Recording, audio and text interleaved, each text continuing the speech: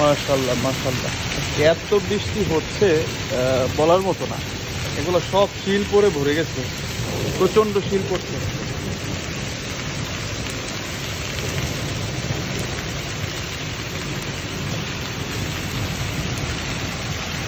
আজকে বাংলাদেশে অনেক বৃষ্টি হয়েছে শুনলাম, আজকে আমাদের এখানেও প্রচুর বৃষ্টির সাথে এই যে শিল পড়তেছে।